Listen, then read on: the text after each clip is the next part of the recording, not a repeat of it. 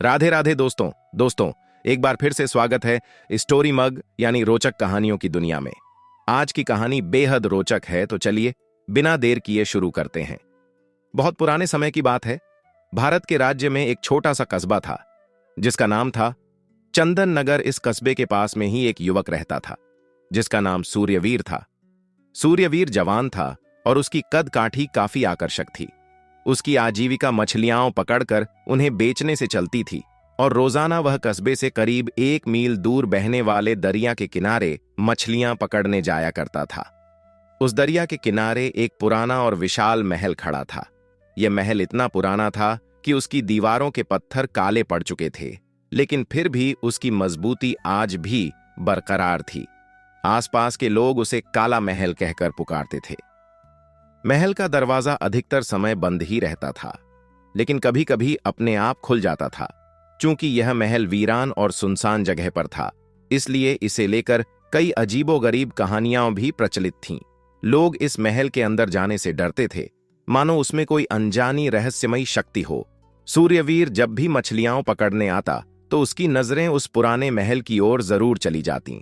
उस दिन सूरज अपनी पूरी चमक के साथ आसमान में था और धूप चारों ओर बिखरी हुई थी। सूर्यवीर कंधे पर जाल डाले दरिया के किनारे पहुंचा और बैठ गया। उसकी निगाहें हमेशा की तरह महल पर टिक गईं। अचानक उसने देखा कि महल का बंद दरवाजा अपने आप धीरे धीरे खुल गया।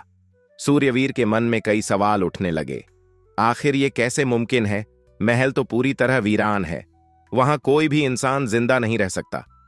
फिर दरवाजा अपने आप कैसे खुल गया? कुछ पल तक दरवाजा खुला रहा, मानो किसी के आने का इंतजार कर रहा हो। फिर अचानक उसी तरह से अपने आप बंद हो गया। सूर्यवीर की सांसें तेज हो गईं। उसे ऐसा महसूस हुआ जैसे किसी अनदेखी शक्ति ने उसकी ओर इशारा किया हो। उसके मन में एक अजीब सी बेचैनी ने जन्म ले लिया। उस दिन सूर्यवीर ने मन ही मन ठान लिया कि अब वह उस रहस्यमयी महल के अंदर जरूर जाएगा। उस दिन के बाद जब भी वह दरिया के किनारे मछलियां पकड़ने आता, उसकी नजरें महल के बंद दरवाजे पर टिकी रहतीं। कई दिन बीत गए, लेकिन दरवाजा दोबारा नहीं खुला।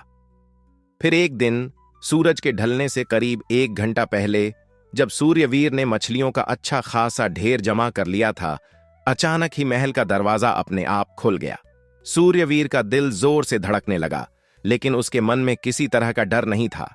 उसने अपना जाल वहीं छोड़ दिया और तेजी से काले महल की ओर दौड़ पड़ा। सूर्यवीर निडर और हिम्मती था, इसलिए बिना झिझके उसने महल के भीतर कदम रख दिया। महल के अंदर पहुंचते ही उसकी आंखें चौंधिया गईं। बाहर से जो महल टूटा फूटा और काला दिखता था, अंदर से वैसा बिल्कुल भी नहीं था। हर तरफ चमकता हुआ संगमरमर बिछा हुआ था। दीवारें सुंदर नक्काशी से सजी थीं। ऐसा लग रहा था मानो यह महल अभी अभी बनाया गया हो। सूर्यवीर हैरान था कि यह कैसा जादू है। बाहर से एकदम वीरान और बर्बाद, लेकिन भीतर से चमकता और शानदार। घूमते घूमते सूर्यवीर एक कमरे में पहुंचा। वहां की फर्श पर एक काली बांसुरी पड़ी हुई थी। उसने धीरे से वह बांसुरी उठा ली। महल की चमक धमक के बीच यह बांसुरी अलग सी और रहस्यमयी लग रही थी। कुछ देर तक और महल का निरीक्षण करने के बाद सूर्यवीर ने सोचा कि अब वापस लौटना चाहिए। बाहर अंधेरा भी गहराने लगा था। जैसे ही वह दरवाजे की ओर बढ़ा, अचानक उसके कानों में अजीबोगरीब और डरावनी आवाजें गूंजने लगीं। उसे ऐसा लग रहा था जैसे कोई उसका पीछा कर रहा हो। उसका दिल तेजी से धड़कने लगा, लेकिन उसने खुद को संभाला और जल्दी से दरवाजे के बाहर निकल आया। दरवाजा अब भी खुला था, मानो उसके जाने का इंतजार कर रहा हो। महल से बाहर आते ही सूर्यवीर ने हांफते हुए राहत की सांस ली। उसके हाथ में अब भी वह काली बांसुरी थी जो उसने महल के भीतर से पाई थी। यह बांसुरी उसके लिए एक अनमोल खजाने की तरह थी, जिसे उसने हमेशा अपने पास रखता था। एक दिन जब सूर्यवीर दरिया के किनारे बैठा था, उसका जाल पानी में पड़ा हुआ था और वह मछलियों के शिकार का इंतजार कर रहा था। तभी उसके मन में ख्याल आया कि क्यों ना इस बांसुरी को बजाकर देखा जाए जो उसने उस काले महल से पाई थी। उसने बांसुरी को ध्यान से देखा और धीरे धीरे बजाना शुरू किया। बांसुरी की धुन बड़ी ही मधुर और मनमोहक थी, ऐसी कि सुनने वाले का मन मुग्ध हो जाए। अचानक दरिया के पानी में हलचल होने लगी। जैसे कोई तूफान उठने वाला हो। सूर्यवीर की नजरें पानी की लहरों पर टिक गईं। तभी उसने देखा कि बांसुरी के एक छोटे से छेद से धीरे धीरे एक सुंदर कन्या का आकार बनने लगा। वह छवि धीरे धीरे बड़ी होती गई और फिर पूरी तरह से एक हसीन राजकुमारी के रूप में सामने आ गई। उसकी सुंदरता इतनी अद्भुत थी कि सूर्यवीर उसे देखता ही रह गया। लेकिन इससे पहले कि वह कुछ समझ पाता, वह राजकुमारी दरिया में कूद कर गायब हो गई और उसकी जगह पानी में एक धुएं का बादल बन गया। सूर्यवीर यह सब देखकर हक्का बक्का रह गया। आखिर यह हो क्या रहा था? एक हफ्ते बाद सूर्यवीर ने फिर से उस बांसुरी को बजाने का सोचा। जैसे ही उसने बांसुरी की धुन छेड़ी, उसी छेद से फिर वही राजकुमारी प्रकट हुई। इस बार भी उसकी सुंदरता ने सूर्यवीर का मन मोह लिया। वह बांसुरी बजाता रहा और उसे टकटकी लगाए देखता रहा। कुछ देर बाद राजकुमारी धीरे धीरे फिर से उसी छेद में समा गई और गायब हो गई। सूर्यवीर की आंखों में अब भी उसकी झलक बसी हुई थी। उसके मन में कई सवाल थे। यह राजकुमारी कौन है? क्यों हर बार बांसुरी बजाने से ही वह प्रकट होती है? लेकिन जितना वह सोचना चाहता, उतना ही यह रहस्य उलझता जाता। फिर भी सूर्यवीर ने खुद को संभाला और वापस मछलियां पकड़ने में लग गया। अब यह बांसुरी सूर्यवीर के लिए एक अनमोल खजाना बन गई थी। जब भी उसका मन भारी होता, वह इसे बजा देता और उस सुंदर राजकुमारी की झलक देख लेता। उसकी एक झलक से ही उसकी सारी चिंताएं दूर हो जातीं, भूख प्यास मिट जाती और दिल को एक अजीब सी राहत मिलती। सूर्यवीर अब अक्सर उस राजकुमारी के ख्यालों में खोया रहता और उसकी सुंदरता की कल्पना में अपने मन को बहलाता रहता। जब से सूर्यवीर ने वह बांसुरी पाई थी, उसने कभी किसी से उसकी विशेषताओं का जिक्र नहीं किया, ना ही किसी को उस रहस्यमयी राजकुमारी के बारे में बताया जो बांसुरी बजाने पर प्रकट होती थी। वह हमेशा की तरह दरिया के किनारे बैठा मछलियां पकड़ने में लगा था। तभी उसी राज्य के राजकुमार का वहां से गुजरना हुआ। वह घोड़े पर सवार था और उत्सुकता से काले महल की ओर देख रहा था। उसकी नजर सूर्यवीर पर पड़ी तो उसने तुरंत घोड़ा रोका, नीचे उतरा और उसके पास आकर खड़ा हो गया। सूर्यवीर ने आदरपूर्वक खड़े होकर राजकुमार का स्वागत किया और विनम्रता से बोला, राजकुमार जी, बताइए, मैं आपकी क्या सेवा कर सकता हूं? राजकुमार ने गहरी निगाहों से काले महल की ओर देखते हुए कहा, मैं इस महल को अंदर से देखने की इच्छा रखता हूं, लेकिन बादशाह ने इसके अंदर जाने से मना कर रखा है। सूर्यवीर ने थोड़ी झिझक के बाद कहा, राजकुमार जी, मैं इस महल के अंदर जा चुका हूं। यह अंदर से बहुत ही शानदार और अनोखा है। वहां से मैंने यह बांसुरी भी उठाकर लाया हूं और यह बांसुरी एक साधारण बांसुरी नहीं है। जब इसे बजाया जाता है तो इससे एक बेहद सुंदर राजकुमारी प्रकट होती है। राजकुमार यह सुनकर चकित रह गया। उसकी आंखों में कौतूहल और उत्सुकता साफ झलक रही थी। उसने उत्साहित होते हुए कहा, क्या मैं भी उस राजकुमारी को देख सकता हूं? क्या तुम मुझे कुछ देर के लिए यह बांसुरी दे सकते हो? सूर्यवीर ने मुस्कुराते हुए सिर हिलाया और बिना किसी झिझक के बांसुरी राजकुमार के हाथ में दे दी। राजकुमार बांसुरी को अपने हाथों में लिए उत्सुकता से देख रहा था, जैसे उसने कोई अनमोल खजाना पा लिया हो। राजकुमार ने बांसुरी को उत्सुकता से देखा और फिर उसे होंठों से लगाकर धीरे धीरे बजाने लगा। थोड़ी ही देर में सूर्यवीर के बताए अनुसार बांसुरी से एक अत्यंत सुंदर राजकुमारी प्रकट हुई। वह धीरे धीरे आकार लेती गई, यहां तक कि एक संपूर्ण युवती के रूप में सामने आ गई। उसकी सुंदरता देख राजकुमार मंत्रमुग्ध हो गया। उसकी आंखें बस उस राजकुमारी पर ही टिकी रह गईं। लेकिन जैसे ही राजकुमार ने बांसुरी को अपने होंठों से हटाया, वह सुंदर राजकुमारी धीरे धीरे बांसुरी के सुराख में वापस समा गई और गायब हो गई। राजकुमार यह देखकर स्तब्ध रह गया। उसका मन उदास हो गया और चेहरे पर निराशा की झलक साफ दिखाई दे रही थी। उसने बांसुरी सूर्यवीर को वापस कर दी और चुपचाप अपने घोड़े पर सवार होकर लौट गया। राजकुमार का नाम सुदर्शन था। वह बूढ़े बादशाह का इकलौता बेटा था और उसकी एक बहन भी थी। उस दिन के बाद से राजकुमार गहरे सोच में डूब गया। न वह पहले की तरह मुस्कुराता, न किसी से खुलकर बात करता। हर कोई चिंतित था कि आखिर उसे हो क्या गया है। जब रानी मां को इस बात का पता चला कि राजकुमार उदास और गुमसुम रहने लगा है, तो उसने खुद उससे बात करने की कोशिश की, लेकिन राजकुमार अपनी मां से भी अपने दिल का हाल न कह सका। उसकी उदासी दिन ब दिन बढ़ती जा रही थी और उसकी सेहत पर भी असर पड़ने लगा। एक रात रानी ने बादशाह से अपनी चिंता साझा की। महाराज, राजकुमार बहुत उदास और गहरे गम में है। मुझे डर है कि कहीं यह दुख उसे बीमार न कर दे। बादशाह यह सुनकर बेचैन हो गए। उन्होंने उसी वक्त राजकुमार को अपनी निजी कक्ष में बुलाया। बड़े प्यार से, स्नेह से उन्होंने राजकुमार से पूछा, बेटा, तुम्हें क्या तकलीफ है? तुम इतने दुखी क्यों हो? राजकुमार पहले तो अपने मन की बात छुपाने की कोशिश करता रहा, लेकिन जब बादशाह ने बार बार समझाया और पूछा तो उसने अंततः पूरी सच्चाई बता दी। राजकुमार ने बादशाह को बताया, दरिया के किनारे एक बस्ती है जहां एक मछुआरा रहता है जिसका नाम सूर्यवीर है। उसने काले महल से एक बांसुरी हासिल की है। जब वह इसे बजाता है तो उसमें से एक बेहद सुंदर राजकुमारी प्रकट होती है। अगर मैं इस रहस्य से पर्दा नहीं उठा सका तो मैं जिंदा नहीं रह पाऊंगा।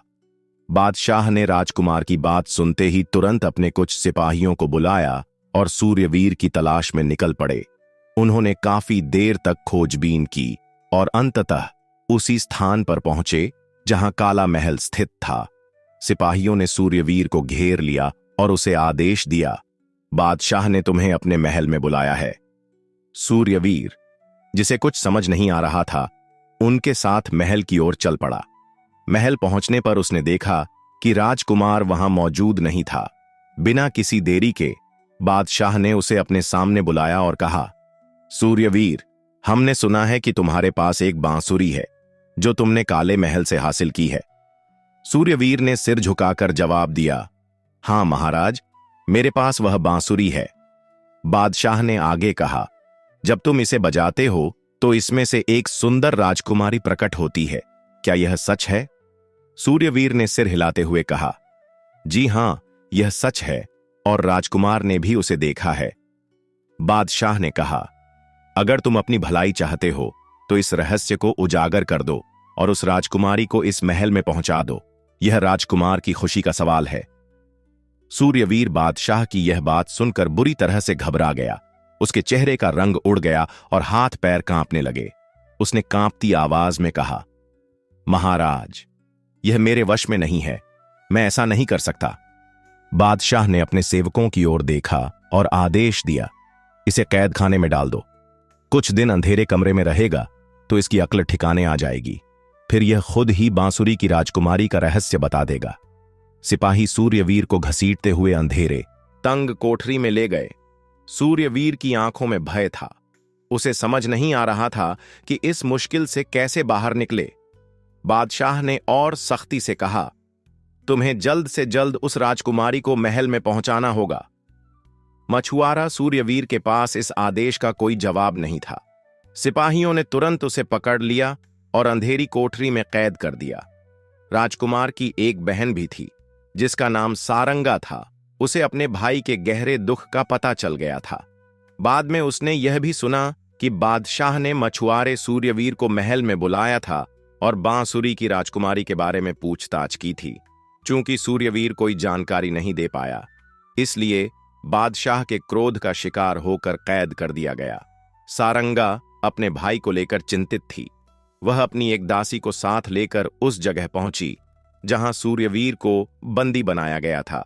उसने दरवाजे पर पहरेदारों से बात की और किसी तरह अंदर जाने की अनुमति पाई। सूर्यवीर को बाहर बुलाकर उसने कहा, सूर्यवीर, मुझे अपने भाई से बहुत प्रेम है। अगर तुम कुछ जानते हो तो कृपया मुझे बता दो। सूर्यवीर ने कसम खाकर कहा, राजकुमारी, अगर मुझे इस रहस्य का थोड़ा भी पता होता तो मैं जरूर बता देता। मेरे पास सच में कोई जानकारी नहीं है। सारंगा ने उसकी सच्चाई को महसूस किया और सोच में पड़ गई। फिर उसने कहा, अगर मैं बादशाह से कहकर तुम्हें इस कैद से मुक्त करवा दूं और तुम्हें थोड़ा समय दिलवा दूं तो क्या तुम इस राज को पता करने की कोशिश करोगे? सूर्यवीर ने कहा, राजकुमारी, मैं अपनी जान की परवाह किए बिना इस रहस्य को जानने की पूरी कोशिश करूंगा। यह सुनकर सारंगा ने अगले ही दिन बादशाह से बात की। उसने सूर्यवीर की सच्चाई और उसकी ईमानदारी की गवाही दी। बादशाह ने कुछ सोच विचार किया और सूर्यवीर को 3 साल की मोहलत देने का फैसला किया। सूर्यवीर को कैद से आजाद कर दिया गया, लेकिन अब उसके सामने एक बड़ी चुनौती थी। उस बांसुरी की रहस्यमयी राजकुमारी का सच जानना और राजकुमार की परेशानी का हल निकालना। सूर्यवीर ने बादशाह से कहा, महाराज, मुझे पूरा विश्वास है कि मैं राजकुमारी का पता जरूर लगा लूंगा। अगर मैं असफल रहा तो खुद को आपके सामने पेश कर दूंगा। रिहा होने के बाद सूर्यवीर सीधा उस दरिया के किनारे पहुंचा जहां उसका जाल पहले से बिछा हुआ था। वह बेहद परेशान था और सोच रहा था कि बादशाह और राजकुमारी सारंगा से किया वादा कैसे पूरा करेगा। उसका मन भारी था, आंखों में चिंता की लकीरें साफ दिखाई दे रही थीं। कुछ देर तक वह चुपचाप सिर झुकाए बैठा रहा। फिर अपनी बेचैनी को थोड़ा दूर करने के लिए उसने बांसुरी निकाली और बजाना शुरू किया। बांसुरी की मधुर धुन हवा में गूंज उठी। तभी काले महल का दरवाजा अचानक खुल गया। सूर्यवीर की नजरें उस ओर उठीं और उसने देखा, वहां से एक विशाल काले रंग का पक्षी तेजी से उसकी ओर उड़ता आ रहा था। पक्षी ने झपट्टा मारकर बांसुरी को अपने पंजों में दबाने की कोशिश की, लेकिन सफल नहीं हो पाया। सूर्यवीर को गुस्सा आ गया। उसने झट से अपना मछली पकड़ने वाला जाल उस पक्षी पर फेंक दिया और संयोग से पक्षी जाल में फंस गया। सूर्यवीर ने सोचा कि अब वह इस पक्षी को मार देगा, लेकिन तभी पक्षी ने इंसान जैसी आवाज में कहा, हे मानव, तुम मुझे क्यों मारना चाहते हो? सूर्यवीर ने नाराजगी से कहा, क्योंकि तुमने मुझे परेशान किया है। पक्षी ने हल्की आवाज में पूछा, तुम्हें क्या परेशानी है? सूर्यवीर ने अपनी सारी व्यथा सुना दी। बांसुरी की रहस्यमयी राजकुमारी का किस्सा, राजकुमार की उलझन, बादशाह का आदेश और अपनी बेबसी। पक्षी ने ध्यान से सुना और फिर कहा, यदि मैं तुम्हें सही रास्ता बता दूं तो क्या तुम मुझे छोड़ दोगे? सूर्यवीर कुछ क्षणों के लिए सोच में पड़ गया। उसकी आंखों में उम्मीद की चमक लौट आई। उसने धीरे से कहा, हां, अगर तुम सच में मेरी मदद कर सको तो मैं तुम्हें जरूर आजाद कर दूंगा। पक्षी ने कहा, अब जब तुमने मुझसे वादा कर लिया है तो मेरी बात ध्यान से सुनो। तुम्हें पूर्व दिशा की ओर यात्रा करनी होगी। 7 दिनों के सफर के बाद तुम्हें एक हरे भरे पहाड़ की तलहटी मिलेगी। उस पहाड़ की चट्टानों के बीच पत्थर का एक चेहरा छिपा हुआ है। किसी भी तरह वह तुम्हें ढूंढना होगा। जब तुम उसे ढूंढ लोगे तो वही पत्थर का चेहरा ही आगे के रास्ते पर ले जाएगा। पक्षी की बात सुनने के बाद सूर्यवीर ने उसे जाल से आजाद कर दिया। फिर बिना देर किए उसने दरिया में छलांग लगाई और तैरकर दूसरी तरफ पहुंच गया। तैरने में वह निपुण था ही, इसलिए दरिया पार करना उसके लिए मुश्किल नहीं था। दूसरी ओर पहुंचते ही वह बिना समय गंवाए अपनी यात्रा पर निकल पड़ा। यह यात्रा आसान नहीं थी। रास्ते में घने जंगल थे, जिनमें खतरनाक जंगली जानवर घूमते थे।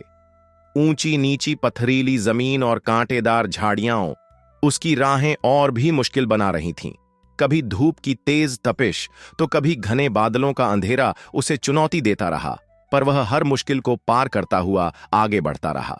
7 दिनों तक वह चलता रहा, पर न तो कोई इंसान मिला और न ही किसी बस्ती का कोई नामो निशान। अंततः 7वें दिन सूर्यवीर उस इलाके में पहुंच गया जिसका जिक्र उस काले पक्षी ने किया था।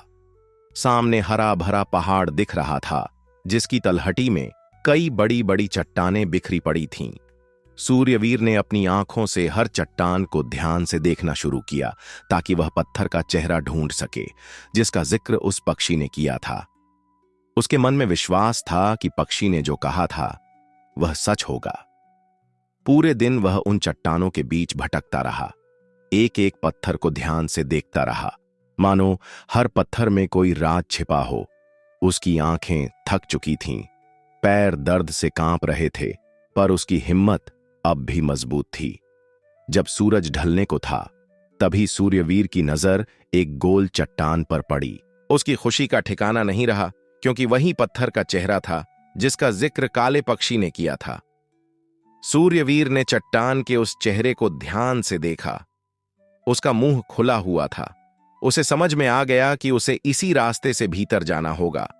उस दिन का सफर सूर्यवीर के लिए बहुत थकाने वाला था, इसलिए उसने उसी चट्टान के पास रात बिताने का फैसला किया।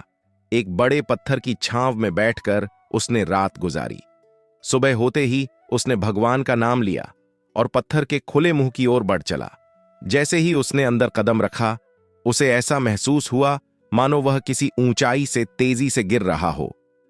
वह अपनी आंखें फाड़ फाड़ कर चारों ओर देखने की कोशिश कर रहा था, लेकिन चारों तरफ घना अंधेरा था। उसके मन में एक ख्याल आया, अगर वह किसी सख्त पत्थर की जमीन पर गिरा तो उसकी हड्डियां टूट सकती हैं। यह अंधेरा सफर करीब 5 घंटे तक चलता रहा। फिर अचानक उसे महसूस हुआ कि वह किसी नरम रेत पर गिरा है। सूर्यवीर ने अपनी आंखें खोलीं और देखा कि आसमान पर सूरज चमक रहा है, चारों ओर उजाला फैला हुआ है। उसे यह देखकर हैरानी हुई कि इतनी ऊंचाई से गिरने के बावजूद उसे कोई चोट नहीं आई थी, लेकिन थकान इतनी ज्यादा थी कि उसके पूरे शरीर में भयंकर दर्द हो रहा था। वह थोड़ी देर आराम करने के लिए वहीं बैठ गया। तभी उसके कानों में पानी के बहने की आवाज आई। उसने ध्यान से देखा तो पाया कि वह एक किनारे के पास खड़ा है, जहां पानी की लहरें हल्की हल्की आवाज कर रही थीं। यह नजारा उसके लिए किसी चमत्कार से कम नहीं था। सूर्यवीर फौरन उठ खड़ा हुआ और समंदर के किनारे पहुंच गया। वहां का नजारा देखकर उसकी आंखें हैरानी से खुली रह गईं। समंदर में तूफान अपने उफान पर था। बड़ी बड़ी लहरें ऐसे उठ रही थीं मानो आसमान को छूने की कोशिश कर रही हों। सूर्यवीर एक किनारे पर खड़ा होकर उस बेकाबू समंदर की हालत को देखने लगा। अचानक उसे ऐसा महसूस हुआ जैसे किसी ने उसे जोर से धक्का देकर समंदर में फेंक दिया हो। अभी वह संभल भी नहीं पाया था कि एक बड़ी ऊंची लहर आई और उसे अपनी पकड़ में लेकर बहा ले गई। सूर्यवीर तैरना जानता था, लेकिन तूफान की तीव्रता इतनी भयानक थी कि वह खुद को संभाल नहीं पा रहा था। पानी की बेरहम धाराएं उसे बहाए ले जा रही थीं। उसे यकीन हो गया था कि अब उसका अंत निश्चित है। उसी वक्त समंदर से एक विशाल मछली निकली। मछली ने इंसानी आवाज में कहा, अरे छोटे से इंसान, क्यों अपनी जान बेवजह खतरे में डाल रहा है? आ, मेरी पीठ पर बैठ जा। उस कठिन समय में एक तिनके का सहारा भी काफी था। सूर्यवीर ने बिना वक्त गंवाए मछली की मजबूत पीठ पर सवार हो गया। उसने चारों तरफ नजर दौड़ाई। हर ओर सिर्फ पानी ही पानी था, मानो पूरी दुनिया डूब चुकी हो। मछली की पीठ पर बैठे बैठे 15 दिन बीत गए। सूर्यवीर भूखा प्यासा था, लेकिन उसे ना नींद आ रही थी और ना ही थकान का एहसास हो रहा था। उसका मन बेचैन और दिमाग चकरा रहा था। उसे ऐसा लगने लगा था कि वह इस विशाल समंदर में फंस चुका है और उसकी मुक्ति असंभव है। धीरे धीरे उसकी उम्मीदें टूटने लगीं और मायूसी उसके मन में घर करने लगी।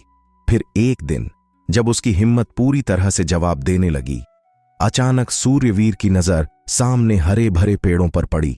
उसे यह देखकर बहुत राहत मिली, क्योंकि यह इस बात का संकेत था कि वह जमीन के करीब पहुंच रहा है। उसके दिल में उम्मीद की एक नई किरण जाग उठी। शायद अब उसका कठिन सफर समाप्त होने वाला है। जिस मछली की पीठ पर वह बैठा था, वह लगातार किनारे की ओर बढ़ती जा रही थी। थोड़ी देर बाद उसे एक हरा भरा और सुंदर द्वीप दिखाई दिया, जहां चारों ओर हरियाली फैली हुई थी। जैसे ही मछली समुद्र के किनारे पहुंची, सूर्यवीर ने बिना सोचे समझे तेजी से छलांग लगाई और जमीन पर पहुंचते ही आसमान की ओर देखा और ईश्वर का धन्यवाद किया। इतने लंबे सफर के बाद उसका सिर चकरा रहा था और शरीर थकावट से टूट चुका था। थोड़ी दूर चलने के बाद उसने एक पेड़ की छांव में बैठकर थोड़ा आराम किया। यह जंगल बहुत घना और विभिन्न प्रकार के पेड़ों से भरा हुआ था। सूरज डूबने के साथ ही चारों तरफ घना अंधेरा छा गया। थकान से चूर होकर सूर्यवीर वहीं सो गया। अगली सुबह जब वह जागा तो उसने अपने आसपास नजर घुमाकर देखा तो पेड़ों की शाखाओं पर अजीबोगरीब तरह के रंग बिरंगे जानवर बैठे हुए दिखाई। वह उत्सुकता से उठकर पेड़ों के पास गया और पेड़ों से कुछ फल तोड़कर खाने लगा। जैसे ही उसने एक फल को अपने दांतों से काटा, उसके होंठों से खून की धारा बहने लगी। यह देख वह घबरा गया और तुरंत रुक गया। उसका दिल तेजी से धड़क रहा था। उसे कुछ भी समझ नहीं आ रहा था कि अब क्या करे। अचानक आसमान से एक विशालकाय चिड़िया जमीन पर उतरी। उसने इंसानी आवाज में कहा, हे छोटे जीव, जल्दी आ जाओ, मैं तुझे इस खूनी द्वीप से निकाल कर ले चलती हूं। सूर्यवीर के पास कोई और रास्ता नहीं था। डर और हैरानी के बीच उसने चिड़िया की पीठ पर सवार होने का फैसला किया। उसकी सांसें तेज चल रही थीं, लेकिन एक उम्मीद थी कि शायद अब वह इस अजीबोगरीब द्वीप से बाहर निकल सकेगा। उस विशाल चिड़िया ने फौरन ऊंची उड़ान भरी और आसमान की ऊंचाइयों में उड़ने लगी। कुछ समय बाद वह सूर्यवीर को एक सुनसान स्थान पर ले आई, जहां जली हुई पहाड़ियां फैली हुई थीं। चारों तरफ वीरानी और राख के ढेर देखकर सूर्यवीर हैरान रह गया। जैसे ही वह उस चिड़िया से नीचे उतरा, चिड़िया बिना कुछ कहे उड़कर वापस चली गई। सूर्यवीर कुछ देर तक वहीं खड़ा रहकर सोचता रहा कि आखिर यह सब क्या हो रहा है। इसके बाद उसने उन अजीबोगरीब जली हुई पहाड़ियों के बीच से होकर आगे बढ़ने का फैसला किया। करीब 2 फरलांग चलने के बाद उसकी नजर एक शानदार महल पर पड़ी। यह महल बेहद खूबसूरत और कीमती पत्थरों से बना हुआ था, जो सूरज की रोशनी में चमक रहा था। सूर्यवीर ने धीरे धीरे महल की ओर कदम बढ़ाए। उसका दिल तेजी से धड़क रहा था, लेकिन कौतूहल ने उसे आगे बढ़ने के लिए मजबूर कर दिया। महल का मुख्य दरवाजा खुला हुआ था। सूर्यवीर ने जैसे ही अंदर कदम रखा, दरवाजा अपने आप बंद हो गया। एक पल को उसका दिल धक से रह गया, मानो अब यहां से बाहर निकलना मुश्किल हो। लेकिन उसने खुद को संभाला और सोचा कि अब जब यहां आ ही गया हूं, तो इस रहस्यमयी महल के अंदरूनी नजारे को जरूर देखूंगा। वह धीरे धीरे महल के कमरों में घूमने लगा। हर कमरा बेमिसाल खूबसूरती से सजाया गया था। सोने और चांदी से जड़ी दीवारें, कीमती रत्नों से सजे झूमर और नक्काशीदार फर्नीचर ने महल की भव्यता को और भी बढ़ा दिया था। चलते चलते वह एक बड़ी बारादरी में पहुंचा। यहां उसकी नजर एक बेहद सुंदर और मनमोहक परी पर पड़ी। उसके सुनहरे बाल थे और उसने अपने बालों में एक सुर्ख गुलाब का फूल लगा रखा था। उसकी सुंदरता मानो किसी स्वप्न लोक की देवी जैसी थी। सूर्यवीर उस परी को देखकर मंत्रमुग्ध सा हो गया। उसकी आंखें चमक उठीं, मानो अब तक का सारा डर और थकान एक पल में खत्म हो गया हो। सूर्यवीर को देखते ही वह परी आश्चर्य से अपनी उंगलियां दांतों में दबाकर बोली, आओ आओ, ऐ मनुष्य, तुम यहां क्यों आए हो? क्या तुम्हें पता नहीं कि यह महल एक भयानक दानव का है? जब वह आएगा तो तुम्हें जिंदा निगल जाएगा। सूर्यवीर का दिल धड़कने लगा। उसने परी से विनती करते हुए कहा, हे दयालु परी, मुझ पर कृपा करो और मेरी जान बचा लो। परी को उसकी हालत पर तरस आ गया। वह बोली, ठीक है, आओ, तुम्हें देखकर मुझे तुम पर दया आ रही है। सूर्यवीर राहत की सांस लेते हुए परी के साथ चलने लगा। वह मन ही मन उसे धन्यवाद देने लगा और सोचने लगा कि अब शायद उसकी जान बच जाएगी। लेकिन उसे यह नहीं पता था कि परी के मन में कुछ और ही योजना थी। परी उसे महल के पीछे एक गहरे कुएं के पास ले गई और बोली, ऐ मनुष्य, इस मुंडेर पर खड़े होकर अंदर झांको। सूर्यवीर ने बिना कुछ सोचे समझे कुएं में झांकने के लिए अपना सिर आगे बढ़ाया। उसी क्षण परी ने उसे जोर से धक्का दे दिया। सूर्यवीर अचानक कुएं में गिरने लगा। उसने नीचे देखा तो उसके पैरों तले जमीन खिसक गई। कुएं के भीतर आग की लपटें भड़क रही थीं। यह भयावह दृश्य देखकर उसका दिल तेजी से धड़कने लगा। उसे पूरा यकीन हो गया कि अब उसका अंत निश्चित है। सूर्यवीर ने आखिरी उम्मीद के साथ भगवान को पुकारना शुरू कर दिया। लेकिन जैसे ही उसका शरीर आग की लपटों तक पहुंचा, उसे एक अजीब एहसास हुआ। आग की जलन की बजाय उसे बर्फ जैसी ठंडक महसूस हुई। उसकी पूरी देह कांप उठी, दांत किटकिटाने लगे और आंखें अपने आप बंद हो गईं। जब उसकी आंखें दोबारा खुलीं तो उसने खुद को एक गहरे और घने जंगल के बीच पाया। चारों ओर ऊंचे ऊंचे पेड़ थे, जिनकी शाखाएं आसमान से बातें कर रही थीं। वह असमंजस में था कि क्या यह सब एक सपना है या किसी अजीब रहस्य की शुरुआत। सूर्यवीर ने इधर उधर नजर दौड़ाई, लेकिन उसे यह समझ नहीं आ रहा था कि वह किस अजनबी जगह पर पहुंच गया है। चारों ओर गहरा जंगल, ऊंचे ऊंचे पेड़ और घना अंधेरा था। तभी अचानक उसने एक भयानक सांप की फुफकार सुनी। उसकी रीढ़ की हड्डी में सिहरन दौड़ गई और उसने डर के मारे पलट कर देखा। उसके सामने कई जहरीले सांप फन फैलाए उसकी ओर बढ़ रहे थे। सूर्यवीर का दिल तेजी से धड़कने लगा। उसे पूरा यकीन हो गया कि अगर इनमें से किसी एक ने भी उसे डस लिया तो उसका बचना नामुमकिन ही है। उलझन और भय के उस क्षण में सूर्यवीर के मन में एक विचित्र ख्याल आया। मौत तो सामने खड़ी है, क्यों ना अपनी बांसुरी बजाकर खुद कुछ मन को हल्का करूं। यह सोचते ही उसने अपनी बांसुरी निकाली, उसे होंठों से लगाई और बजाने लगा। बांसुरी की मीठी धुन जंगल में गूंज उठी। उसी जंगल में एक जिन्न भी रहता था, जो बांसुरी की सुकून भरी धुन सुनकर चौंक पड़ा। उसने अपनी गुफा से बाहर निकलकर आवाज का पीछा किया और सूर्यवीर के पास पहुंच गया। सूर्यवीर पूरी तन्मयता से बांसुरी बजा रहा था और जिन्न एक पेड़ के पीछे खड़ा होकर उस मधुर धुन का आनंद ले रहा था। जैसे ही जिन्न वहां पहुंचा, सूर्यवीर की ओर बढ़ते हुए जहरीले सांप अचानक ठहर गए।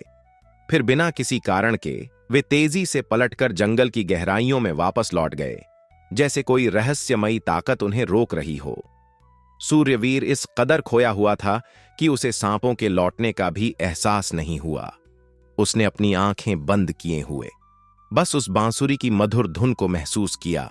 जब उसने अपनी बांसुरी को होठों से हटाकर वह मनमोहक धुन समाप्त की, तभी जिन्न ने धीरे से उसके पास आकर कहा, ऐ मनुष्य, तुम्हें इस खतरनाक जगह पर किसने भेजा? किस दुश्मन ने तुम्हें यहां फेंका है? सूर्यवीर ने चौंक कर जिन्न की ओर देखा। उसकी आंखों में हल्की भय की झलक थी, लेकिन जिन्न की नजरों में कोई दुश्मनी नहीं दिखी। राहत की सांस लेते हुए सूर्यवीर ने बिना किसी झिझक के अपनी पूरी कहानी सुना दी। उस परी के छल से लेकर इस रहस्यमयी जंगल में फंसने तक का हर पल। जिन्न उसकी बातों को ध्यान से सुनता रहा और उसकी कहानी ने उसे बहुत प्रभावित किया। जिन्न के दिल में सूर्यवीर के प्रति दया और सहानुभूति पैदा हो गई।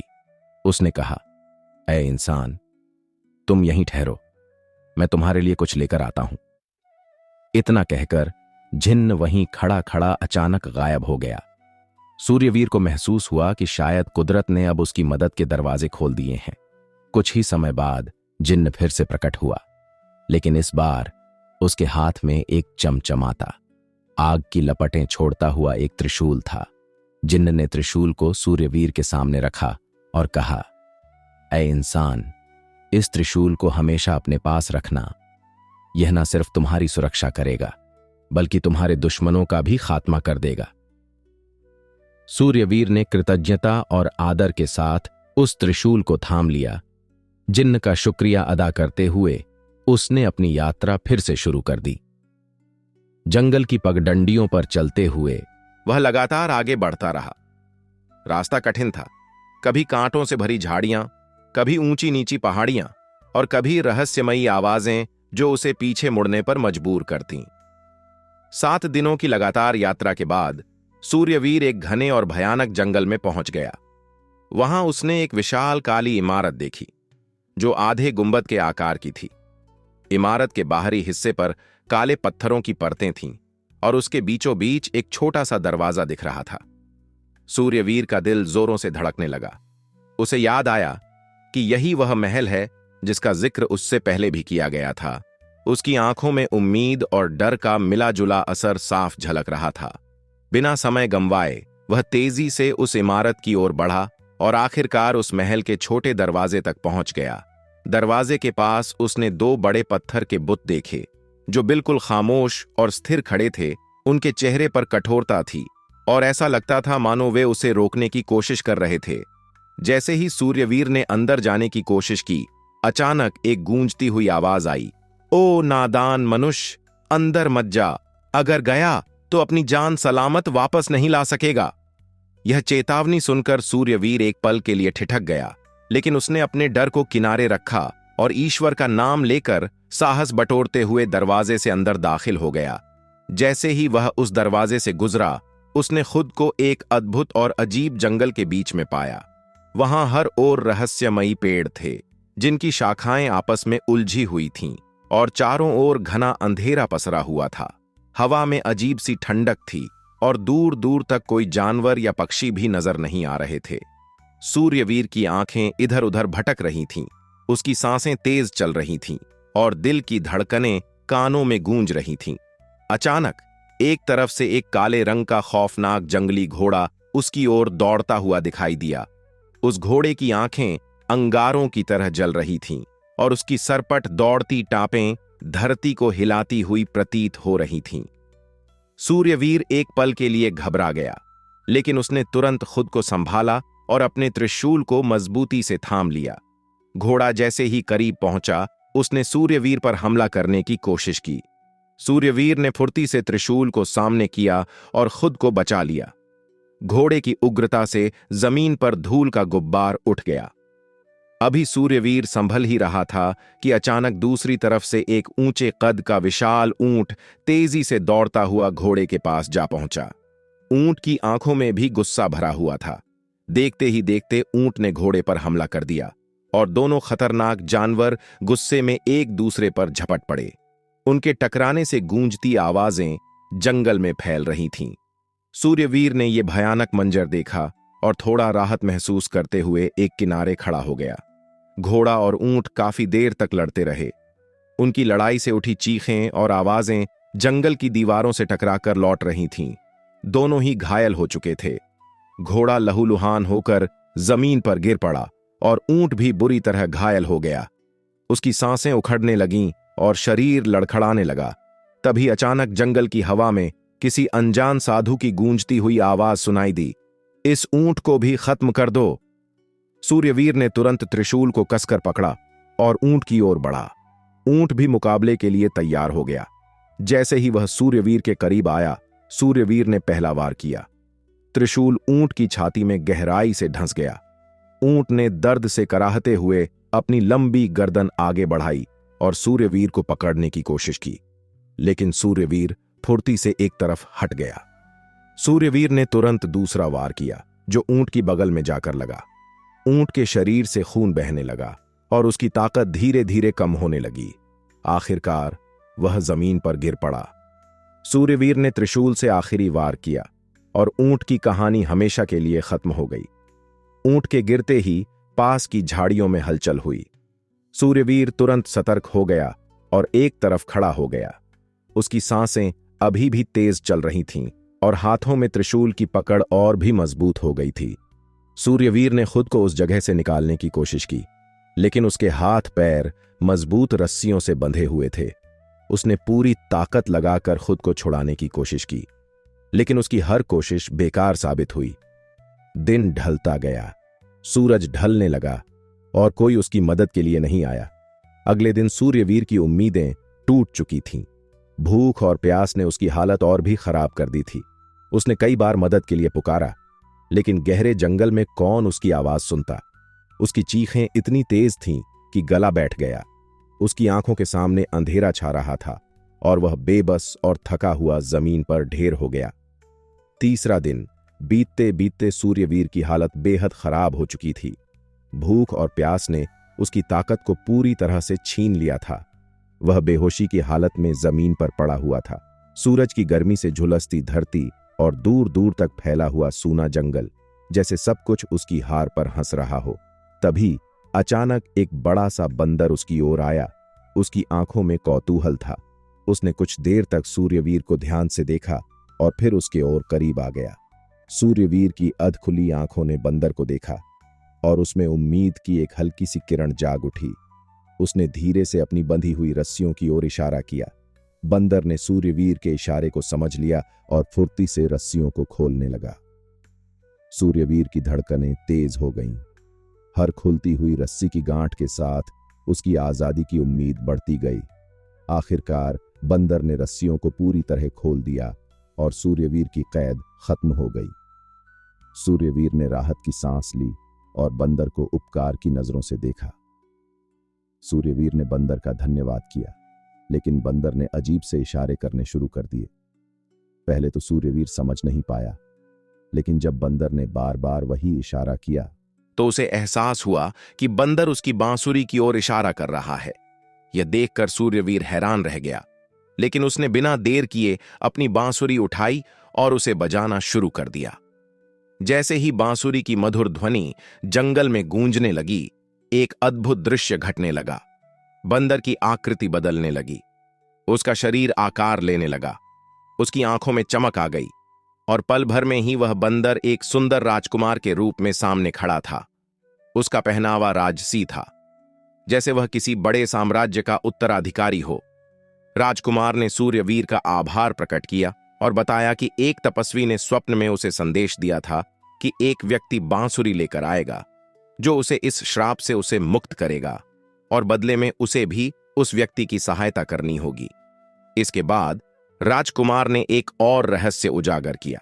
उसने बताया कि इस जगह से कुछ दूरी पर पूरब की दिशा में एक बड़ी चट्टान है। उसके पार पहाड़ की ऊंचाइयों से एक दरिया बहता है। इस दरिया के पार एक राजकुमारी कैद है जो जलती हुई अग्नि के बीच घिरी हुई है। कहा जाता है कि उसे भी इसी बांसुरी की जरूरत है। यह बांसुरी उसकी भी मुक्ति का माध्यम बनेगी। राजकुमार की बात सुनकर सूर्यवीर के भीतर एक नई ऊर्जा जाग उठी। उसने मन ही मन ठान लिया कि वह उस राजकुमारी को इस अग्नि से बचाएगा और उसे भी मुक्त कराकर रहेगा। बिना समय गंवाए उसने उस ओर जाने का निश्चय किया। उसकी बांसुरी अब उसके हाथों में थी। अब वह बांसुरी एक साधारण वाद्य नहीं बल्कि मुक्ति का प्रतीक थी। राजकुमार ने सूर्यवीर को धन्यवाद कहा और विदा लेते हुए अपनी राह पर चला गया। सूर्यवीर ने उसे जाते हुए देखा और फिर अपनी नई मंजिल की ओर बढ़ने का निश्चय किया। उसके मन में राजकुमारी को बचाने का उत्साह था, लेकिन यह नहीं जानता था कि आगे कितनी चुनौतियां उसका इंतजार कर रही थीं। सूर्यवीर घने जंगल की पगडंडियों पर चलने लगा। चारों ओर ऊंचे ऊंचे पेड़ थे, जिनकी शाखाएं आपस में इतनी उलझी हुई थीं कि सूरज की किरणें मुश्किल से ही जमीन तक पहुंच पाती थीं। हल्की ठंडी हवा, झाड़ियों की सरसराहट और कहीं कहीं पक्षियों की चहचहाहट सब मिलकर एक अजीब सी रहस्यमयी अनुभूति पैदा कर रहे थे। कई घंटों तक निरंतर चलने के बाद सूर्यवीर थकान महसूस करने लगा। तभी अचानक एक गहरी और भयानक आवाज गूंजी। रुक जाओ ऐ इंसान, तुम कहां जा रहे हो? सूर्यवीर चौंक कर रुक गया। सामने एक बड़ा भयानक आकृति वाला एक दैत्य खड़ा था। उसकी आंखें अंगारे जैसी लाल थीं और उसकी सांसों से धुएं का गुबार उठ रहा था। सूर्यवीर ने खुद को संभालते हुए दृढ़ता से कहा, मैं एक बेबस राजकुमारी की मदद करने जा रहा हूं, मेरा रास्ता मत रोको। दैत्य ने जोर से अट्टहास किया और गरजते हुए बोला, अगर तुम्हें राजकुमारी तक पहुंचना है तो पहले मुझे हराना होगा। सूर्यवीर ने बिना समय गंवाए अपनी बांसुरी निकाली और बजाना शुरू कर दिया। बांसुरी की मधुर ध्वनि पूरे जंगल में गूंज उठी। दैत्य का चेहरा बदलने लगा, उसकी आंखें बोझिल होने लगीं और वह धीरे धीरे गहरी नींद में चला गया। सूर्यवीर ने मौके का फायदा उठाया और त्रिशूल से दैत्य पर वार किया। एक भयानक चीख के साथ दैत्य राख में बदल गया। सूर्यवीर ने राहत की सांस ली और आगे बढ़ा। कुछ ही समय बाद उसे वह विशाल चट्टान दिखाई दी जिसके बारे में राजकुमार ने बताया था। उसके ठीक सामने एक ऊंचा पहाड़ खड़ा था और दोनों के बीच में एक तेज धारा वाला दरिया बह रहा था। दरिया के उस पार एक किला नजर आ रहा था जिसमें आग की लपटें उठ रही थीं। लगता था कि राजकुमारी उसी आग के घेरे में कैद है। सूर्यवीर ने दरिया को पार करने का रास्ता ढूंढने की कोशिश की, लेकिन पानी की धारा इतनी तेज थी कि पार करना लगभग असंभव लग रहा था। तभी अचानक ऊपर से एक गिद्ध उसकी ओर नीचे उतर आया और अपनी भारी आवाज में बोला, हे इंसान, मैं जानता हूं कि तुम किस उद्देश्य से यहां आए हो। गिद्ध ने अपनी भारी आवाज में कहा, यदि तुम चाहो तो मैं तुम्हें इस दरिया के पार पहुंचा सकता हूं। सूर्यवीर ने कृतज्ञता से गिद्ध का धन्यवाद किया और उसकी पीठ पर बैठ गया। गिद्ध ने अपने विशाल पंख फैलाए और ऊंची उड़ान भरने लगा। नीचे बहते हुए दरिया की लहरें इतनी तेज और उग्र थीं कि देखने मात्र से ही डर पैदा हो रहा था, लेकिन गिद्ध अपनी उड़ान में स्थिर और दृढ़ था। कुछ देर बाद जब वे किले के करीब पहुंचे तो अचानक उस जलती हुई आग की लपटें भयानक शक्लें लेने लगीं। वे मानो इंसानी चेहरे बन गए जो खौफनाक हंसी हंसने लगे। गिद्ध जोर से चिल्लाया, यह शैतानी आग है, इसे शांत करने के लिए तुम्हें अपनी बांसुरी बजानी होगी। सूर्यवीर ने बिना समय गंवाए अपनी बांसुरी निकाली और बजाना शुरू कर दिया। जैसे ही मधुर स्वर हवाओं में बिखरे, आग की लपटों के भयानक चेहरे धीरे धीरे धुंधले पड़ने लगे। उनकी डरावनी हंसी थम गई और आग की तेजी कम होती चली गई। जल्द ही वह शैतानी आग बुझ गई और किले का बड़ा दरवाजा खुद ब खुद खुल गया। सूर्यवीर धीरे धीरे अंदर बढ़ा वहां का दृश्य आश्चर्यजनक था। एक बहुत ही सुंदर राजकुमारी जंजीरों में जकड़ी हुई थी। उसकी आंखें थकी और उदास थीं और उसके चारों ओर सोने के दीपक जल रहे थे। उसकी नजरें सूर्यवीर पर पड़ीं और उसने कमजोर आवाज में पूछा, तुम कौन हो? सूर्यवीर ने आत्मविश्वास से जवाब दिया, मैं तुम्हें बचाने आया हूं। वह आगे बढ़ा और जंजीरों को खोलने की कोशिश करने लगा, लेकिन वे जंजीरें खुलना तो दूर हिल तक नहीं रही थीं। तभी अचानक एक खौफनाक हंसी गूंजी, जिसने पूरे कक्ष को झकझोर दिया। सूर्यवीर ने मुड़कर देखा। सामने वही परी खड़ी थी जिसने उसे कुएं में धक्का दिया था। उसकी आंखों में गुस्सा और घृणा दिख रही थी। परी ने कुटिलता से कहा, तुमने सोचा कि मुझसे बच निकलोगे? यह राजकुमारी मेरी कैद में है और मैं इसे कभी आजाद नहीं होने दूंगी। सूर्यवीर ने तुरंत त्रिशूल उठाया, लेकिन परी ने अपने हाथ हवा में ऊंचे किए और अचानक तेज हवाएं चलने लगीं। वह हवा में ऊंचाई पर उठने लगी और उसके चारों ओर घने काले बादल उमड़ने लगे। सूर्यवीर समझ गया कि अब एक बड़ी लड़ाई होने वाली है। एक ओर राजकुमारी को बचाने की जिम्मेदारी और दूसरी ओर परी से बदला लेने की चुनौती। सूर्यवीर ने अपनी बांसुरी को कसकर थाम लिया और परी के डरावने जादू का सामना करने के लिए तैयार हो गया। परी की आंखों में क्रोध की ज्वाला जल रही थी और उसके चारों ओर काले बादलों का भयंकर तूफान उमड़ रहा था। वहीं दूसरी तरफ राजकुमारी अब भी जंजीरों में जकड़ी हुई थी। उसकी आंखों में आशा और भय की मिश्रित झलक थी, मानो उसकी मुक्ति सूर्यवीर के साहस पर निर्भर हो। सूर्यवीर ने गहरी सांस ली और अपनी बांसुरी से मधुर स्वर निकालने लगा।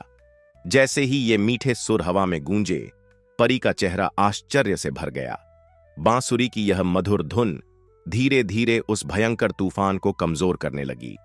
परी ने गुस्से में अपने हाथ और ऊंचे किए और देखते ही देखते उसके चारों ओर घिरे काले बादल एक विशालकाय राक्षस की भयंकर आकृति में बदल गए। उस राक्षस के हाथ में एक जलता हुआ गदा था, जिससे आग की लपटें निकल रही थीं। वह सूर्यवीर की ओर बढ़ा और हमला करने के लिए तैयार हो गया। सूर्यवीर ने तुरंत त्रिशूल से उसका वार रोका। राक्षस की आंखों में क्रोध की चमक थी और उसके हर वार में बिजली की गूंज थी, लेकिन सूर्यवीर भी डटकर सामना कर रहा था। हर प्रहार के साथ उसकी बांसुरी की मधुर धुन भी गूंज रही थी। यह धुन मानो राक्षस की शक्ति को कमजोर कर रही थी। इस भीषण संघर्ष के बीच राजकुमारी ने महसूस किया कि उसकी जंजीरें धीरे धीरे ढीली हो रही हैं। उसकी आंखों में आशा की चमक दिख रही थी। सूर्यवीर की बहादुरी और बांसुरी की धुन ने उसे विश्वास दिला दिया कि अब उसकी मुक्ति का समय निकट है। परी ने यह दृश्य देखा तो उसका गुस्सा और भी बढ़ गया। उसने अपने जादू से आसमान में जहरीले सांपों को बुला लिया, जो फन फैलाए सूर्यवीर की ओर लपकने लगे। उनके फुफकारने की आवाजें और उनके फन का कंपन किसी भी साधारण इंसान को डरा सकता था, लेकिन सूर्यवीर की नजरें अब भी दृढ़ता से परी पर टिकी थीं। तभी अचानक वहीं जिन्न प्रकट हुआ जिसने सूर्यवीर को त्रिशूल दिया था। उसकी गूंजती हुई आवाज सुनाई दी, यह सही समय है सूर्यवीर, अपनी असली शक्ति का सही इस्तेमाल करने का। सूर्यवीर ने एक गहरी सांस ली, जिन्न की बात समझी और पूरी ताकत से त्रिशूल को जमीन पर मारा। त्रिशूल के स्पर्श से जमीन से एक चमकदार रोशनी फूटी, जिसने उन जहरीले सांपों को पल भर में राख में बदल दिया। परी का विशाल राक्षस भी कमजोर पड़ने लगा और बांसुरी की मधुर धुन उसके कदमों को डगमगाने लगी। उसकी आंखों में असमंजस और हार की झलक साफ दिखाई देने लगी। आखिरकार सूर्यवीर ने त्रिशूल से एक आखिरी प्रहार किया। राक्षस की जोरदार चीख से धरती गूंज उठी और वह राख में बदलकर हवा में बिखर गया। परी ने यह सब देखा तो उसका चेहरा भय और चिंता से भर गया। उसने जल्दबाजी में राजकुमारी की ओर बढ़कर उसे फिर से कैद करने की कोशिश की, लेकिन उसी क्षण वह राजकुमार जिसे सूर्यवीर ने पहले आजाद किया था, किले में दाखिल हुआ। उसके हाथ में एक चमकता हुआ तिलिस्मी खंजर था। उसकी नजरें परी पर टिकी थीं और उसके चेहरे पर साहस की झलक थी। उसने गहरी आवाज में कहा, अब तुम्हारा समय पूरा हो चुका है। परी चीखी, नहीं, मैं अमर हूं, मुझे कोई नहीं मार सकता। लेकिन राजकुमार ने बिना समय गंवाए खंजर को परी के सीने में गाड़ दिया। एक भयानक चीख गूंजी और परी की शक्ल बदलने लगी। वह एक भयावह साये में तब्दील हो गई, जिसकी आंखों में सिर्फ नफरत और हार का एहसास था। कुछ ही पल में वह साया धुएं में बदलकर हवा में बिखर गई। उस पल की शांति और विजय का एहसास हर किसी के चेहरे पर साफ दिखाई दे रहा था। राजकुमारी की आंखों में राहत और कृतज्ञता की चमक थी। सूर्यवीर और राजकुमार दोनों ने एक दूसरे की ओर देखा और मुस्कुरा दिए।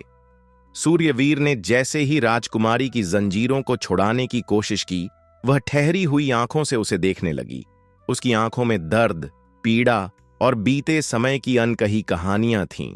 सूर्यवीर ने पूछा, तुम यहां तक कैसे पहुंची? उसने धीरे धीरे अपनी सांसें संभालीं और हल्की आवाज में बोली, सूर्यवीर, मैं केवल एक साधारण राजकुमारी नहीं, मैं इस किले की कैदी हूं, एक श्रापित आत्मा की तरह। लेकिन यह श्राप कैसे आया, यह मैं बताती हूं। बहुत समय पहले मैं राजकुमारी अनुराधा सुवर्णगढ़ राज्य की इकलौती संतान थी। मेरा राज्य स्वर्ण महलों, सुगंधित बागों और अनगिनत रत्नों से भरा हुआ था। मेरे पिता महाराज चंद्रसेन अपनी वीरता और न्यायप्रियता के लिए दूर दूर तक प्रसिद्ध थे। हमारा राज्य समृद्ध था, खुशहाल था, लेकिन शायद यही हमारी सबसे बड़ी कमजोरी बन गई। एक दिन महल में एक रहस्यमयी स्त्री आई, परी विशालिका। उसने एक नर्तकी का रूप धारण किया था। उसकी सुंदरता इतनी अद्भुत थी कि हर कोई मंत्रमुग्ध हो गया। लेकिन मैं ही थी जिसे उसकी आंखों में छिपा अंधकार दिखाई दे गया। उस रात जब महल में उसका नृत्य हो रहा था, अचानक एक रहस्यमयी धुंध पूरे कक्ष में फैल गई। मेरे सिर में अजीब सा दर्द हुआ और जब मैंने चारों ओर देखा तो हर कोई अपनी जगह पत्थर जैसे हो चुके थे। मेरे पिता हिल तक नहीं पा रहे थे। मैंने भागने की कोशिश की, लेकिन तभी एक धुंध ने मुझे जकड़ लिया। मेरी आंखों के सामने अंधेरा छा गया और जब मैंने अपनी चेतना वापस पाई तो मैं इस शापित किले में थी। मैंने खुद को इन जंजीरों में जकड़ा पाया। हर बार जब मैंने इन्हें तोड़ने की कोशिश की, पर मैं हमेशा नाकाम रही। एक दिन उस परी ने मुझसे कहा, तुम्हें सुवर्णगढ़ की राजकुमारी होने का बहुत गर्व था ना? अब देखो तुम क्या हो, एक बंदी, एक साधारण सी गुलाम।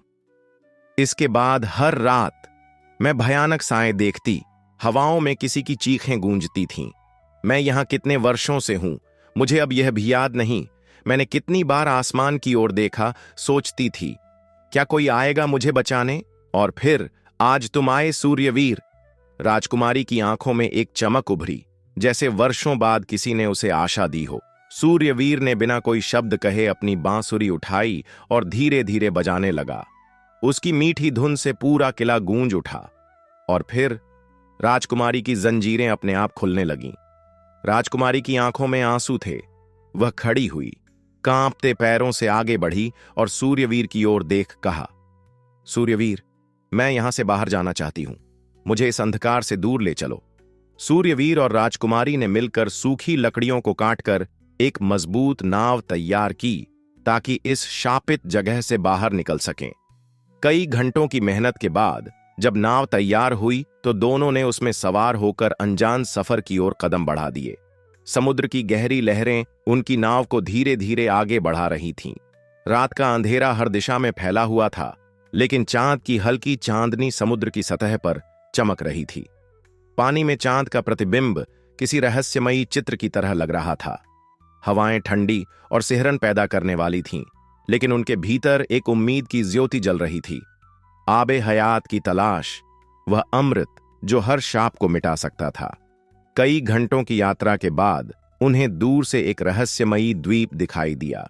वह द्वीप घने कोहरे से घिरा था, मानो कोई अदृश्य शक्ति उसे बाहरी दुनिया से छिपा रही हो। जैसे जैसे वे पास पहुंचे, समुद्र की लहरें और अधिक उग्र होती गईं, जैसे कोई शक्ति उन्हें वहां जाने से रोक रही हो। जैसे ही उनकी नाव द्वीप के तट से लगी, अचानक एक भारी आवाज हवा में गूंज उठी, तुम्हारा यहां कोई काम नहीं, लौट जाओ, वरना यह द्वीप तुम्हारा अंतिम पड़ाव बन जाएगा। राजकुमारी और सूर्यवीर चौकन्ने हो गए। उन्होंने चारों ओर देखा, लेकिन कोई नजर नहीं आया।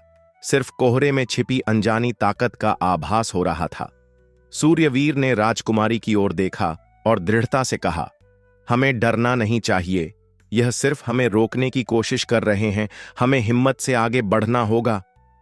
जैसे ही दोनों ने तट पर कदम रखा, जमीन में कंपन होने लगा। रेत में गहरे धंस चुके पत्थर हिलने लगे और देखते ही देखते धरती के अंदर से कई विशाल सर्प प्रकट हो गए। उनकी त्वचा काली और चमकदार थी और उनकी आंखों में अंगारे जैसे लाल चमकती रोशनी थी। वे फुफकारते हुए आगे बढ़ने लगे। उनकी लहराते हुए जीभें किसी जहरीले भाले की तरह दिख रही थीं। राजकुमारी ने सूर्यवीर के कंधे पर हाथ रखा और कहा, यही वे जहरीले सर्प हैं जो उस अभिशप्त वृक्ष की रक्षा करते हैं। वही वृक्ष जिसके पास वह अमृत जल छुपा हुआ है। मल्लिका ने हमें पहले ही चेतावनी दी थी कि इस द्वीप की रखवाली करने वाले ये रक्षक किसी को जीवित नहीं छोड़ते। सूर्यवीर ने अपनी बांसुरी को मजबूती से थाम लिया और राजकुमारी ने अपने कमर से एक चमकती हुई कटार निकाली। वे जानते थे कि यह द्वीप इतना आसान नहीं, लेकिन अब पीछे हटना भी संभव नहीं था। सूर्यवीर ने अपनी बांसुरी को धीरे से उठाया और बजाना शुरू कर दिया। जैसे ही मधुर सुर लहरियों में घुलने लगे, जहरीले सर्प धीरे धीरे शांत होने लगे। उनकी आंखों की लाल चमक फीकी पड़ने लगी और कुछ ही क्षणों में वे सब सरसराते हुए वापस रेत में समा गए। द्वीप की भयावह शांति फिर लौट आई और उनके आगे का रास्ता अब साफ था। दोनों ने राहत की सांस ली और तेजी से आगे बढ़े। घने अंधकार के बीच एक विशाल सूखा हुआ वृक्ष दिखा, जिसकी टेढ़ी मेढ़ी शाखाएं आसमान की ओर फैली थीं, मानो किसी पुराने राक्षस की काली उंगलियां हों। वृक्ष के ठीक नीचे जमीन से एक चमकता हुआ जल स्रोत बह रहा था। पानी की हल्की हल्की रोशनी चारों ओर फैली हुई थी और वह अद्भुत झरना किसी स्वप्न से कम नहीं लग रहा था। सूर्यवीर ने झटपट अपनी छोटी बोतल निकाली और अमृत जल को उसमें भर लिया, लेकिन जैसे ही पहला घूंट भरने की कोशिश की, अचानक वृक्ष की सूखी शाखाएं हरकत में आ गईं। वे जीवित हो उठीं और बड़े पंजों की तरह सूर्यवीर और राजकुमारी की ओर झपटने लगीं।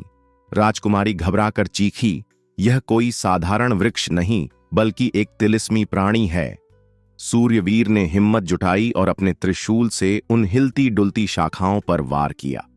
त्रिशूल के प्रहार से वृक्ष थरथराने लगा और पूरे द्वीप पर कंपन फैल गया। हवा में एक अजीब सी गूंज उठी, जैसे कोई दबी हुई चीख सदियों बाद बाहर आ रही हो। राजकुमारी और सूर्यवीर ने कोई समय न गंवाते हुए दौड़ लगा दी। तट की ओर बढ़ते हुए उनके पीछे धरती कंपन करने लगी। अचानक जमीन के अंदर से एक तेज विस्फोट हुआ और घने काले धुएं के साथ एक विकराल जिन्न प्रकट हुआ। उसकी विशाल लाल आंखें गुस्से से चमक रही थीं और उसकी आवाज गर्जन की तरह चारों दिशाओं में गूंज उठी। कहां जा रहे हो मूर्खों? यह अमृत जल मेरा खजाना है, कोई इसे लेकर नहीं जा सकता। सूर्यवीर ने बांसुरी फिर से बजानी चाही, लेकिन इस बार जिन्न पर उसका कोई असर नहीं हुआ। वह तिलिस्म से बना था, किसी भी सामान्य जादू से प्रभावित नहीं हो सकता था। राजकुमारी ने चिंतित स्वर में कहा, यह कोई साधारण जिन्न नहीं, हमें कुछ और करना होगा। सूर्यवीर ने तुरंत अपनी बोतल से कुछ बूंदें अमृत जल की जमीन पर टपका दी। जैसे ही पानी धरती पर गिरा, वहां हरे भरे पेड़ उगने लगे और चारों ओर रोशनी फैल गई। द्वीप की भयावहता जैसे एक पल में समाप्त होने लगी। जिन्न अचानक कराह उठा, उसकी शक्ति कमजोर पड़ने लगी। वह धुएं में बदलकर चीखता हुआ हवा में विलीन होने लगा। जिन्न जोर से चीखने लगा, नहीं नहीं, यह रोशनी मुझे जला देगी। उसकी भयानक आवाज हवा में गूंज उठी और देखते ही देखते वह धुएं में गायब हो गया। चारों ओर फैला अंधकार अब छंट चुका था और उनके आगे का रास्ता साफ हो गया था। सूर्यवीर और राजकुमारी ने राहत की सांस ली और जल्दी से अपनी कश्ती में सवार होकर समंदर के रास्ते लौट पड़े। लहरें शांत थीं, लेकिन उनका दिल अभी भी धड़क रहा था। उनके सामने समंदर की मलिका का महल एक बार फिर दिखाई देने लगा। वह जादुई महल जो पानी की लहरों के साथ हल्का झिलमिला रहा था। जैसे ही वे किनारे पर पहुंचे, रानी दरवाजे पर खड़ी मुस्कुराते हुए उनकी प्रतीक्षा कर रही थी। तुमने तीनों कठिन परीक्षाएं सफलतापूर्वक पूरी कर लीं, रानी ने प्रशंसा भरे स्वर में कहा। अब तुम्हें तुम्हारा इनाम मिलेगा। उसने अपनी हथेली खोली और वहां एक अद्भुत तिलिस्मी मोती रखा था। वह मोती चांदनी की तरह झिलमिला रहा था, मानो उसमें स्वयं चंद्रमा की रोशनी कैद हो। उसने वह मोती सूर्यवीर को सौंपते हुए कहा, यह कोई साधारण मोती नहीं है, यह तुम्हें किसी भी संकट से बचा सकता है और तुम्हारी तकदीर का दरवाजा भी खोल सकता है। सूर्यवीर और राजकुमारी की आंखों में खुशी और आभार झलकने लगा।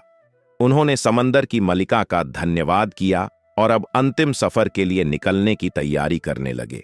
उनके पास अब आबे हयात भी था और वह तिलिस्मी मोती भी, जिसे प्राप्त करने के लिए उन्होंने अनगिनत कठिनाइयों का सामना किया था, लेकिन उन्हें यह नहीं पता था कि उनका सफर अभी समाप्त नहीं हुआ था। जैसे ही उन्होंने अपनी कश्ती में बैठकर किनारे की ओर प्रस्थान किया, आकाश पर अचानक घने काले बादल छा गए। ठंडी हवाएं बर्फ सी चुभने लगीं और समंदर की लहरें धीरे धीरे उग्र होती चली गईं। क्षितिज पर बिजली कौंधने लगी और तूफानी हवाओं ने समंदर में हाहाकार मचा दिया। कुछ अनहोनी होने वाली है, राजकुमारी ने चिंतित स्वर में कहा। सूर्यवीर भी सतर्क हो चुका था। उसने अपनी बांसुरी कसकर पकड़ी और अपनी आंखें चारों ओर घुमाईं। अचानक समंदर के गहरे पानी से एक विशाल आकृति उभरने लगी। उसकी लाल चमकती आंखें घने अंधकार के बीच भयानक दिख रही थीं। यह कोई सामान्य तूफान नहीं था, यह किसी दैत्य का प्रकोप था। राजकुमारी घबराकर बोली, यह कोई साधारण तूफान नहीं लगता। उसकी आवाज में चिंता झलक रही थी। अचानक समंदर की लहरें और ज्यादा उग्र हो गईं, मानो कोई भयानक ताकत उन्हें रोकने के लिए सामने आ रही हो। और तभी गहरे समंदर से एक विशाल दैत्य उभरा। उसकी आंखें दहकते अंगारों जैसी चमक रही थीं और जब उसने गरज कर कहा, तुम जमीन तक नहीं पहुंच पाओगे, उसकी गर्जना से पूरा आसमान कांप उठा। वह दैत्य तेजी से सूर्यवीर की ओर बढ़ने लगा। उसकी विशालकाय भुजाएं लहरों को चीरती हुई कश्ती तक आ रही थीं। राजकुमारी ने झट से तिलिस्मी मोती निकाला और उसकी तेज चमक दैत्य की जलती हुई आंखों में डाल दी। वह चीख उठा, अपनी आंखों को ढंकने लगा और थोड़ा पीछे हट गया। लेकिन यह केवल कुछ पलों की राहत थी, वह पूरी तरह खत्म नहीं हुआ था। सूर्यवीर ने हिम्मत जुटाई, अपनी बांसुरी निकाली और मधुर धुन बजानी शुरू कर दी। जैसे ही सुर लहरों में घुलने लगे, समंदर की बेकाबू लहरें धीरे धीरे शांत होने लगीं। हवा थम गई और पानी पर हल्की कंपन दौड़ गई। दैत्य की ताकत कमजोर पड़ने लगी। उसकी गर्जन धीमी पड़ती गई और आखिरकार वह गहरे समंदर में समा गया। तूफान समाप्त हो चुका था। चारों ओर शांति थी। लहरें अब कश्ती को धीरे धीरे तट की ओर बहा रही थीं। राजकुमारी ने राहत की सांस ली और कहा, सूर्यवीर, हमें तुरंत महल लौटना होगा। कई घंटों की यात्रा के बाद वे आखिरकार किनारे पर पहुंचे। राजकुमारी को महल ले जाया गया, जहां बादशाह गंभीर रूप से बीमार पड़े थे। पूरा दरबार गमगीन था। सूर्यवीर ने झट से आबे हयात निकाला और उसे बादशाह को पिलाया। जैसे ही जीवनदायी जल की बूंदें उनके होंठों से टकराईं, उनके शरीर में ऊर्जा लौटने लगी। धीरे धीरे उनकी त्वचा में चमक आ गई और उनकी आंखें फिर से जीवन से भर उठीं। पूरा दरबार खुशी से झूम उठा। बादशाह ने सूर्यवीर को गले लगाते हुए कहा, तुमने मेरी बेटी की रक्षा की, मेरी जान बचाई और इस राज्य पर आए हर संकट को टाल दिया। मैं तुम्हें अपनी बेटी का हाथ सौंपता हूं।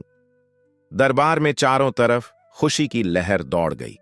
राजकुमारी भी मुस्कुराई और बोली, मैं भी इसी निर्णय से प्रसन्न हूं पिताजी। सूर्यवीर ने हर मुश्किल घड़ी में मेरा साथ दिया है। फिर एक भव्य उत्सव मनाया गया और राजकुमारी तथा मछुआरा का विवाह संपन्न हुआ। पूरे राज्य में हर्षोल्लास था। हर कोई इस साहसी युवक की बहादुरी के गीत गा रहा था। शादी के बाद पूरे राज्य में खुशहाली थी। महल उत्सवों और जश्नों से गूंज रहा था। राजा ने सूर्यवीर को अपना सबसे प्रिय दामाद घोषित किया और उसे राज्य का सबसे बड़ा सम्मान दिया। राजकुमारी और सूर्यवीर अपने नए जीवन की शुरुआत कर चुके थे, लेकिन एक रात कुछ अजीब हुआ। उस रात सूर्यवीर अपनी कक्ष में सो रहा था जब उसने एक अजीब सपना देखा। वही जिन जिसने उसे तिलिस्मी त्रिशूल दिया था, अब उसके सामने खड़ा था। उसकी आवाज गहरी और रहस्यमयी थी, सूर्यवीर, तुम्हारी परीक्षा अब पूरी नहीं हुई।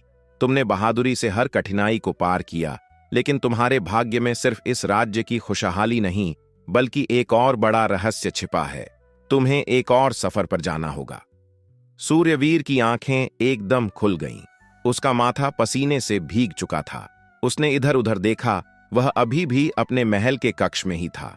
यह सब बस एक सपना था। सुबह होते ही उसने राजकुमारी को अपना सपना सुनाया। राजकुमारी मुस्कुराई और बोली, यह सिर्फ तुम्हारे मन का भ्रम था। तुम्हारी सभी परीक्षाएं पूरी हो चुकी हैं। अब बस हमारे सुखी जीवन की शुरुआत है। राजा ने भी यह सुना और हंसकर बोले, सूर्यवीर, भाग्य ने तुम्हें बहुत बड़ी जिम्मेदारी दी थी और तुमने हर चुनौती को पार करके अपनी किस्मत को अपने हाथों से लिखा है। अब तुम्हारी असली परीक्षा अपनी प्रजा की सेवा करने की है। समय बीतता गया। सूर्यवीर और राजकुमारी का राज्य समृद्ध होने लगा।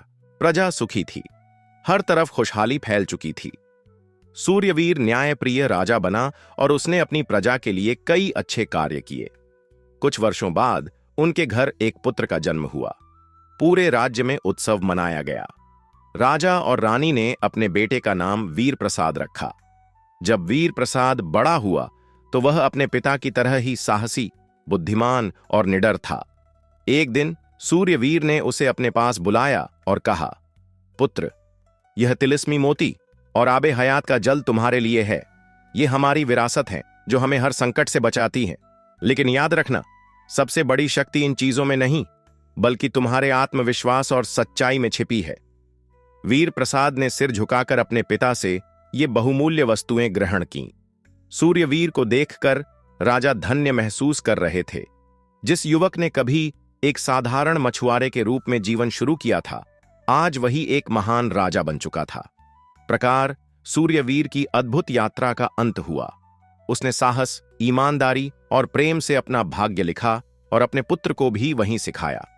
उसकी कहानी अब इतिहास बन चुकी थी, लेकिन उसकी बहादुरी की गाथाएं युगों युगों तक गूंजती रहेंगी। तो दोस्तों, इतनी सी थी कहानी। आपके विचारों का इंतजार रहेगा। कमेंट बॉक्स में अपनी राय जरूर साझा करें। और अगर आपको ऐसी ही रहस्यमयी, रोमांचक, जादुई और पुरानी काल्पनिक कहानियां पसंद हैं तो स्टोरी मग को सब्सक्राइब, लाइक और शेयर करें। तो बस आज के लिए इतना ही। मिलते हैं एक और रहस्यमयी, अद्भुत और दिमाग हिला देने वाली कहानी में हर मंगलवार और शुक्रवार शाम 7 बजे। तब तक के लिए अपना और अपने परिवार का बहुत ही ख्याल रखें। खुश रहें। राधे राधे।